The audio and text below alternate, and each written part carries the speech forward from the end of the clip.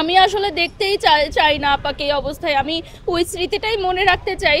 জুড়ি এত মানে লাইভলি ছিলেন, তো এনার্জেটিক ছিলেন। আমি আসলে ওনাকে এইভাবে দেখতে চাই না, এই জন্য আমি আজকে দেখি নাই ওনাকে, যে আমি এই স্মৃতিটা শেষ দেখা মনে রাখতে চাই না।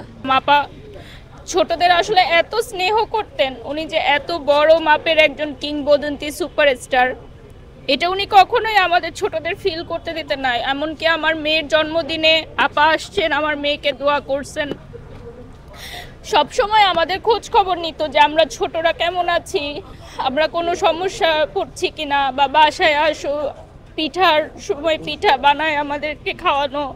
মানে ছোটদেরকে যে আদর ও স্নেহ করা সিনিয়র আর্টিস্ট হিসাবে, এটা উনি সবসময় মেনটেন করতেন। এগুলো আমাদেরকে কাছে টেনে এনে বসানো, কোনো বিভাজন ভেদাভেদ রাখতেন না, যে উনি এত বড় মাপের একজন শিল্পী।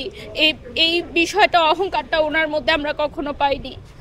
আর উনি এত ফিট একজন মানুষ ছিলেন, এত পরিশ্রমী একজন মানুষ ছিলেন, যে উনি যেই গতিতে কাজ করতেন ওভাবে আমরাও অনেক সময় পারতাম না। আপা সেই শুটিংয়েও বলছিলেন যে উনি নতুন কিছু কাপড় বানাবেন, যেহেতু নতুন বছর আসতেছে, তো কোথায় ভালো পাওয়া যায় উত্তরাতে কাপড়, যেহেতু আমি উত্তরাতে থাকি।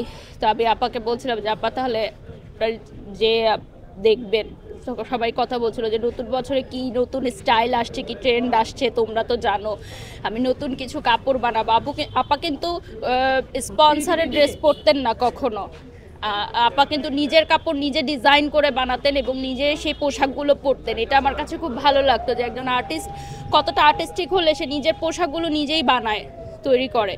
সে কিন্তু স্পন্সরের ড্রেস পরতো না বা অন্য ব্র্যান্ডের ড্রেস পরতো না, সে নিজের ড্রেসগুলো নিজেই ডিজাইন করে পরার চেষ্টা করতো। আসলে ওনার যেই যোগ্যতা, ওনার যেই পরিমাণ আমি বলবো প্রতিভা, আমি জানি না আমরা বাংলাদেশে জনগণ বা আমরা আর্টিস্টরা তাকে কতটুকু মানে সম্মান দিতে পেরেছি, বা তার প্রতিভাকে আমরা কতটুকু স্মরণ রাখতে পারবো।